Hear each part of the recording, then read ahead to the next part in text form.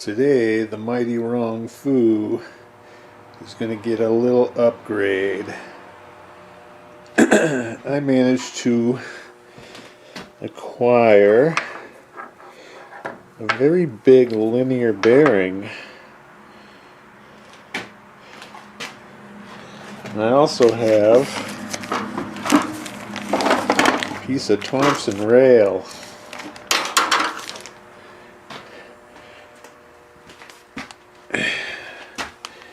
I'm going to mount that sucker right here.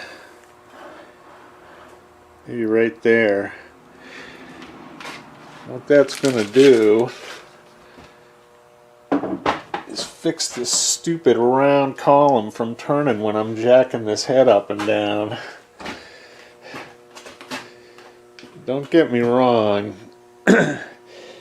If my little wooden crappy floor could support a full-size Bridgeport or some clone, I would be doing it.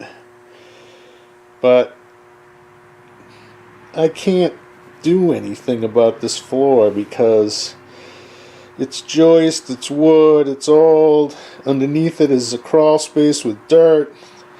I would have to be pouring footers and stuff, and I'm just not ready to be doing that. So we gotta live with the mighty Wrong Fu. But there's nothing that says you can't make it work better. So we're going to start taking this sucker apart, because the first thing I'm going to do is get rid of this piece of crappy plastic, put an aluminum plate in there so I can start mounting crap to it. And who knows, maybe we'll even put a spindle brake on it.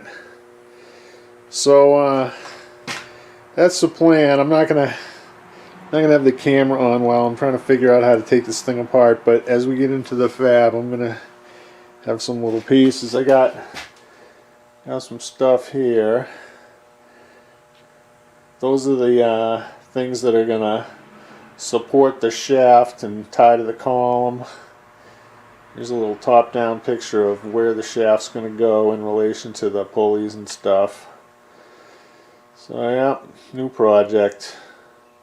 Hopefully we'll be able to change the head on this thing without having to get the edge finder out from now on. Alright, we're making progress. The biggest problem I've had so far is getting the pulley off of this. This is a taper and the pulley's pressed onto it. So once you get this nut off, which is a left-hand threaded nut, the only way I could get this off, because there's nothing to pry against, nothing to pull against, they got no jack holes in the pulley, nothing. So, where is it? There it is right there. It's hot, because I had to put the torch to it, heat it up to I would say no more than a couple of hundred. I mean, I couldn't touch it, but it wasn't sizzling. And put a pry bar underneath it with a little packing, you know, for a fulcrum, and just tapped it with the hammer. It came right off. So just be aware of that. It doesn't come off without the heat wrench. Alright, be back with you when we get more of this apart. Well, the mighty Wrong Fu is back to its functional self. Got the piece off.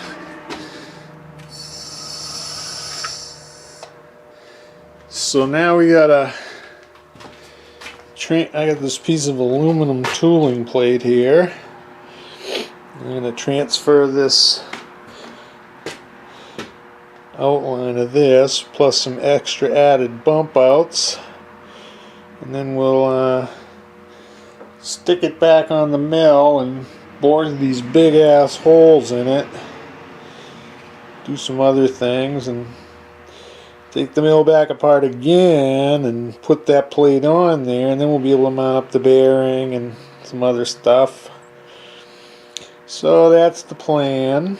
Just gonna get out the old markers and start laying it out. Then I gotta cut it out on the bandsaw.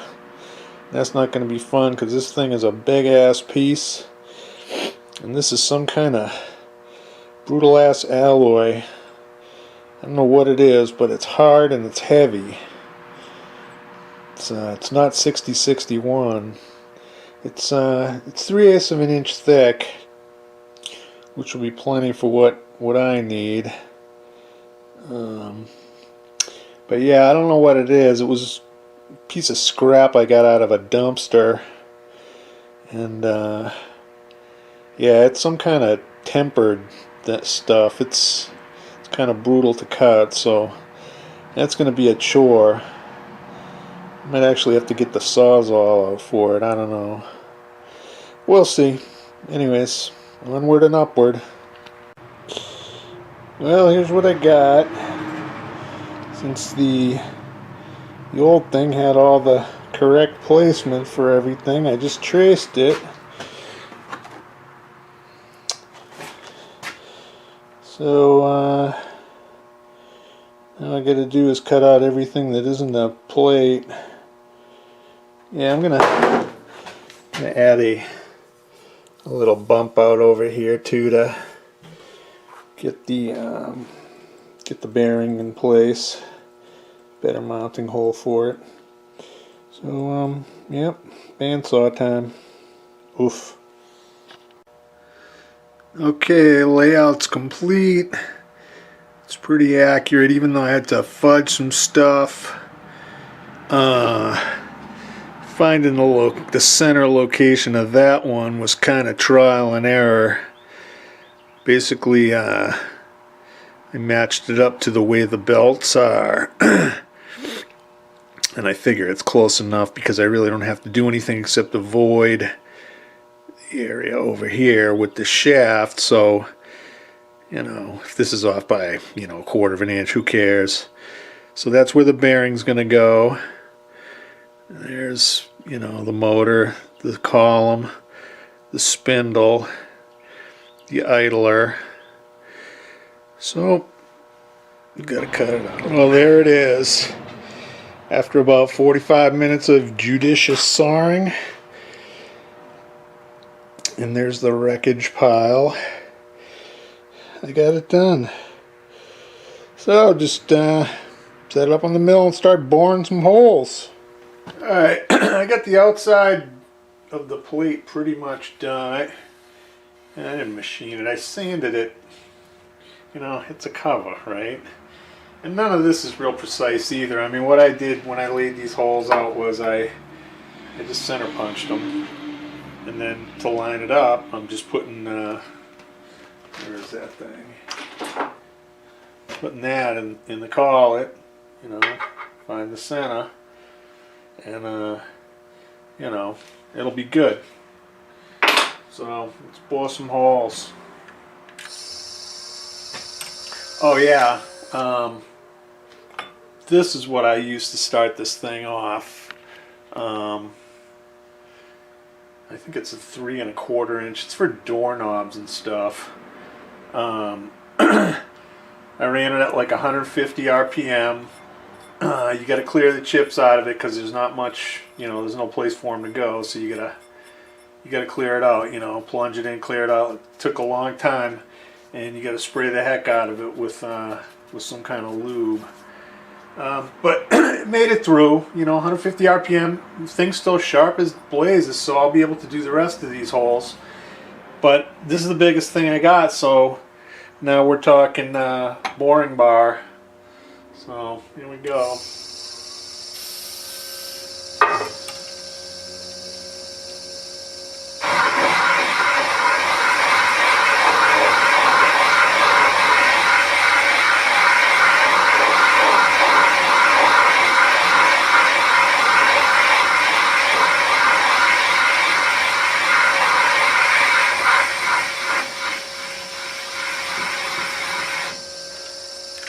I'm running this at 175 RPM and taking 20 thousandths cuts. And well, Jesus, the lube is getting rid of the line, but I did have a line there. You know, again, that the OD is not critical as long as it just clears the stuff sticking out of the top of the wrong foo here. So I'll just keep going on this thing, and you know, we'll get all the holes cut. I got the mounting holes to drill. Then I got to take the wrong foo apart again and put the plate on. And after that, I'm going to make the two arms that clamp onto this column and support the rod outside.